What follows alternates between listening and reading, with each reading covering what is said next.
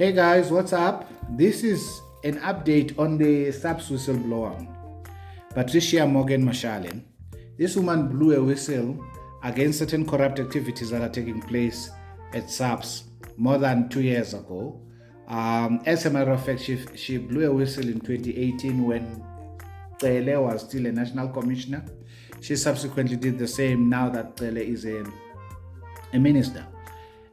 She tried to speak to Cele without any success. Cele tried to, when she reached out to Cele called her one day, made an arrangement to meet with her in person, and because she doesn't trust him, she refused to meet with him in person. She didn't refuse the meeting, she simply requested that there should be others present, which thing Cele said he will revert back to her and never did. So hitherto, she's been in hiding for the past 17 months or so. So last few days, she came out of that hiding to appear in court because a warrant for her arrest had been issued out after she wrote to President Cyril Ramaphosa an open letter. This is very, very important.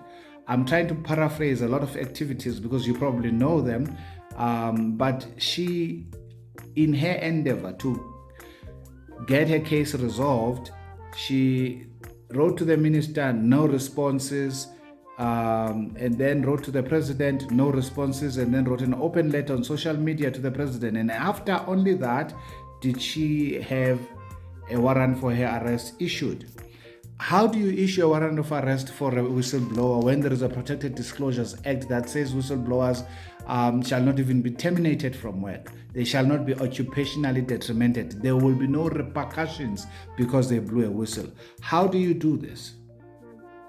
I would obviously admonish you, or rather request you to read for yourself the Protected Disclosures Act 26 of 2000, because I don't want to make a long video here. SAPS whistleblower in danger of most powerful comes out of hiding. Okay, she's in danger of most powerful, that is the ones in higher echelons of management of SAPS, including the president. South African Police Services whistleblower Patricia Mashale is coming out of hiding after 17 months. Top lawyers engaged by Whistleblower House to provide legal assistance to Mashale have arranged for her to appear in Bloemfontein Regional Court on the 17th of August, with a view to having the warrant of arrest issued against her cancelled. In her reaction, Mashale tells BizNews that her life remains in danger, but says, quote, "I have the right of freedom of movement and I can't be in hiding indefinitely because my family needs me. So I'm putting the responsibility of any future attempts on my life on them. They must call off their hitmen or bear the consequences. I'm not afraid to go to court because I'm ready to defend myself," close quote. Okay, look, I have a heck of a respect for this woman in terms of her integrity. As a former whistleblower myself, it takes a lot of toll on you as a person. You get to be literally treated as leprosy by people whom you thought you knew. The entire system turns against you. But the point is, she's now risking her own life. And I don't think she wants to put that burden on her children, because these people are corrupt to the core. And it's nothing for them. I mean, for example, they took Babita's life. What do you think happened to Babita? There are people who, we may not know that right now, but it is pretty clear that there are people who are in high and visible places who were responsible or who issued an instruction for Babita's life to be taken the way that it has. And so in this case, she's not out of the woods yet. She has no reason to come out of her protection so that she can be close to her family. That sacrifice right now, at this particular moment, is not worth for her to make at all. I disagree, therefore, with her. It's her decision to make, obviously, but I disagree with that decision. Why? Because if, for an example, she were to be shot dead, what do you think would be the psychological effect of that on the children? that she literally sacrificed her own life because she wanted to spend time with her. This leaves the children with a huge scar psychologically, emotionally for the rest of their lives. As a matter of fact, they may not live very long thereafter because these things have got they've got their own life and a toll that they can put on an individual. The story behind Morgan Mashale's malicious persecution is laid bare by veteran police and violence monitor Mary DeHaas in a letter sent to Biz News. Okay, let's read the letter. DeHaas states that the origins of the persecution of Mashale lie in collusion between the State Security Agency and SAPS management in trying to find out what information the Mashale couple might possess about corruption implicating key ANC politicians and ministers in the Cyril Ramaphosa government. From March/April 2021, as threats and internal disciplinary action against Patricia commenced, this collusion was obvious. In April 2021, George Mashale and Patricia were informed that the Deputy Minister of State Security, Zizi Kodwa, claiming he was acting on behalf of President, who was concerned about the reports of SAPS corruption, wanted whatever information they might have obtained in the course of their work about ministerial and ANC corruption. This included what had transpired at Nasrec in 2017, which George had, and links between SAPS, guns, and politicians, which Patricia have leaked information by a colleague. Okay, having been leaked information by a colleague, had reported to the National Commissioner, Kehla Stoll. George also met personally with Zizi Kodwa in April 2021, whereby Kodwa informed him that President Ramaphosa had tasked him to establish a team who would be in contact with him and Patricia. Patricia was also at the meeting venue, but she remained in the car. The couple cooperated with the agents to the point of Patricia allowing them to download what was on her laptop and cell phone, as they believed that Kodwa, who stopped returning calls, was operating on behalf of the president. Oh, so after he received the information, Kodwa stopped returning calls. You see how depraved these people are.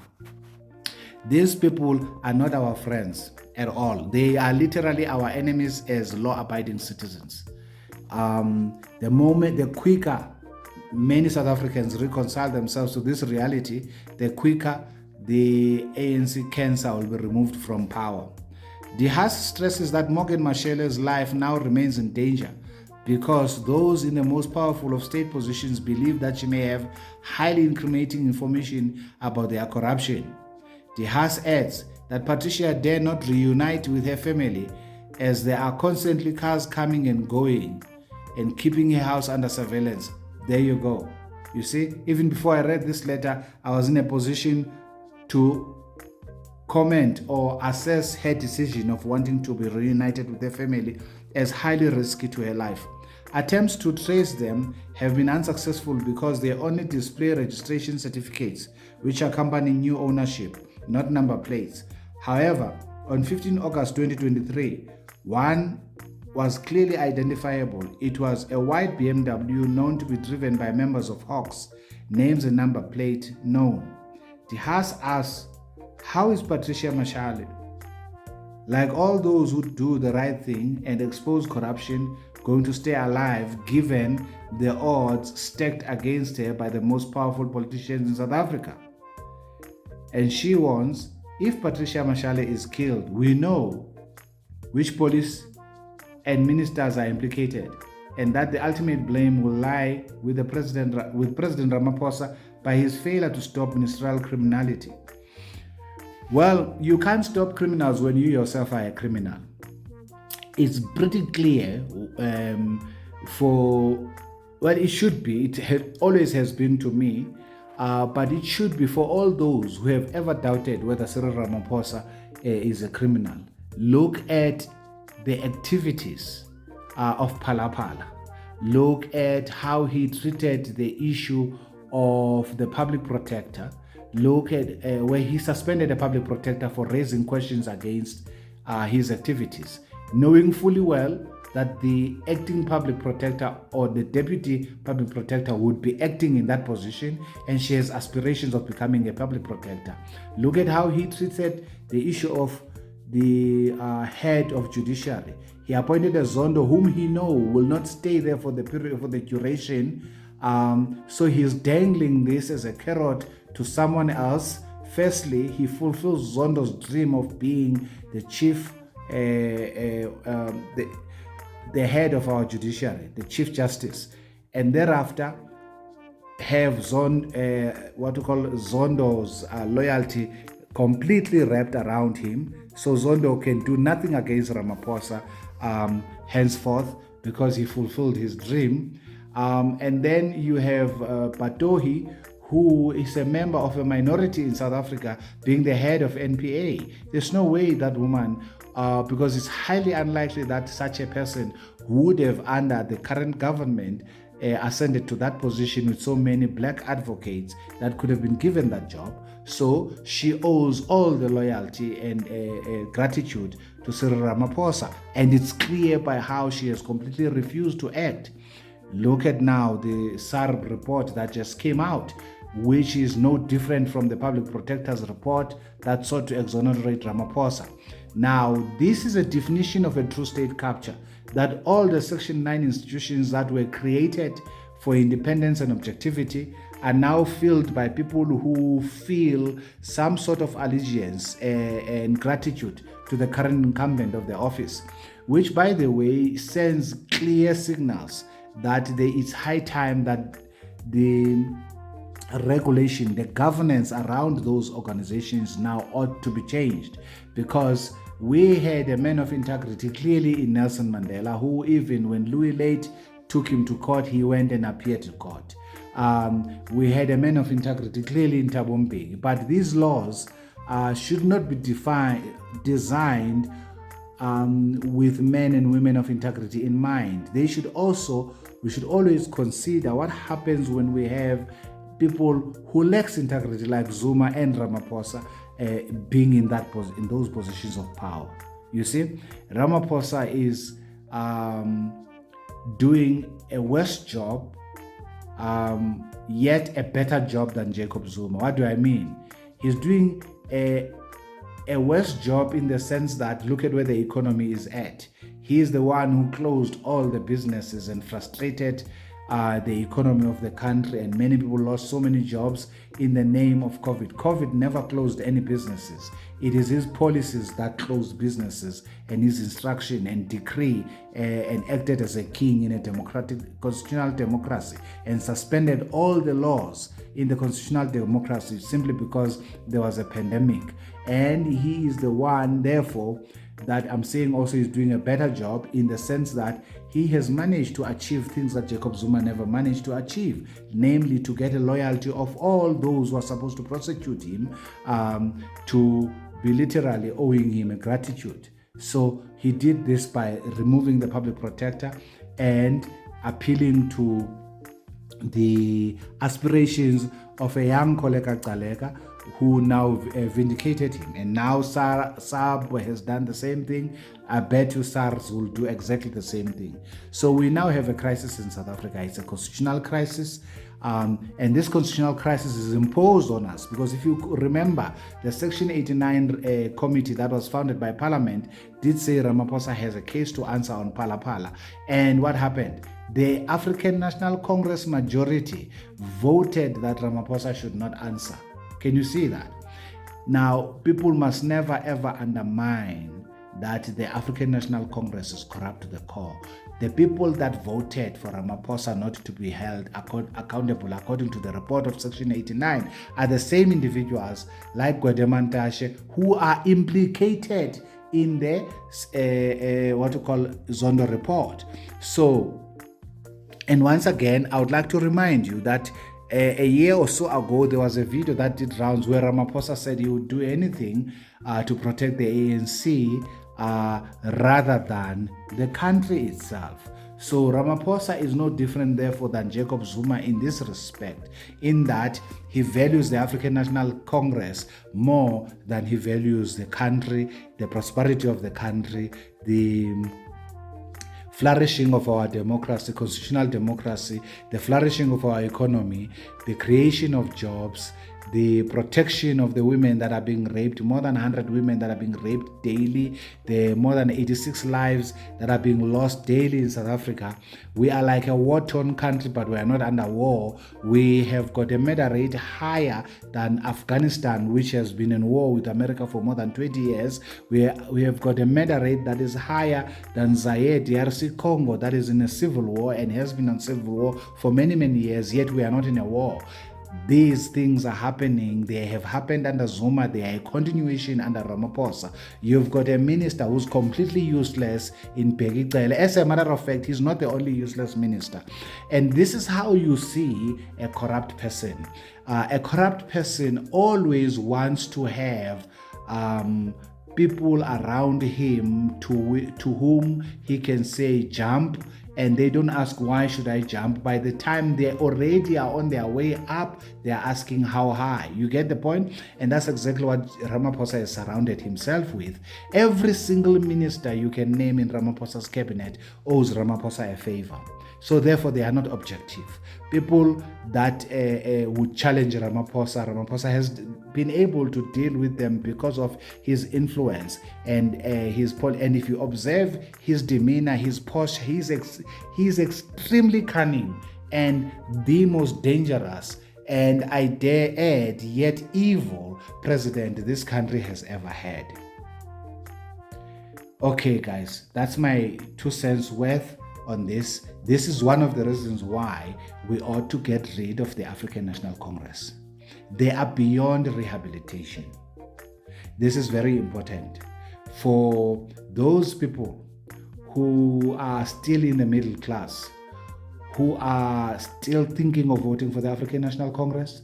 That means you want to lose your job, because it's going to get to you. Make no mistake about it. A lot of people have lost their jobs during COVID, and I asked this question: if Ramaphosa's mandate was to destroy this country, what would he do differently than what he had been doing? Look at his actions. Forget about what he says with his mouth. He speaks very nice, proper, polished, deceitful English. Look at his actions. His actions speak louder than words.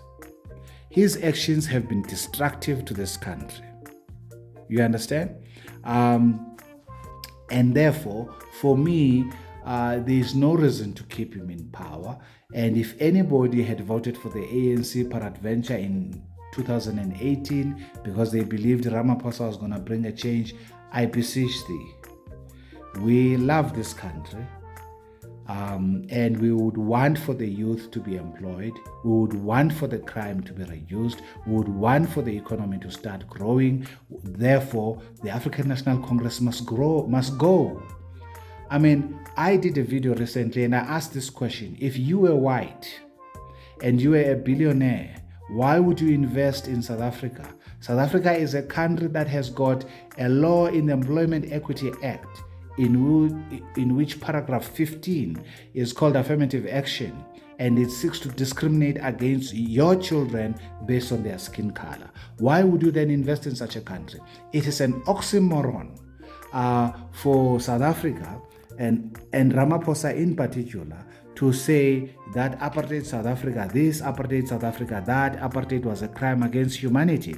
What made apartheid a crime against humanity is the policies that were segregating against black people because of their skin color.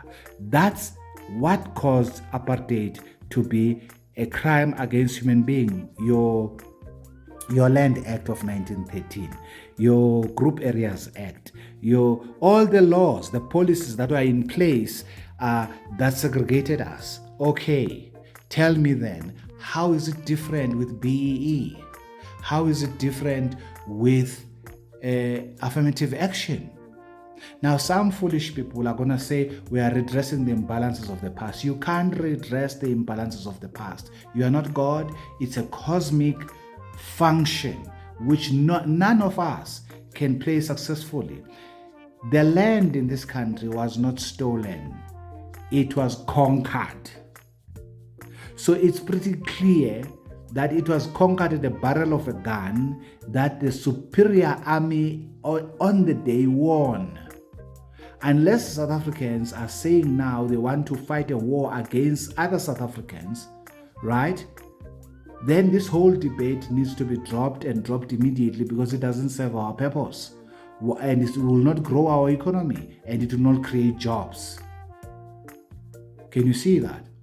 And this is now my other reason why I would dare say anyone who is considering voting for the EFF may just as well forget about it, because this is already a banana republic close to a failed state under the ANC, and the EFF makes the ANC a kindergarten child. How do I mean? They want to implement the very communist policies the African National Congress has failed to implement, as though Thomas Sowell, Professor Thomas Sowell, an economist from America, says it's amazing how that everybody thinks that they can implement communist policies better than their predecessors who have failed. So they create an impression that everybody before them couldn't implement those policies, and they somehow have a better IQ that will enable them to do better. No, they have failed everywhere for a reason. Communism is not an economic policy. It's a religious policy. Karl Marx hated the God of the Bible. Study communism properly, then you'll understand why Karl Marx came up with the idea. It's not an economic policy. It's a religious policy. It wants to take all your property and give it to the state. And all the ownership. Can you see what's happening here?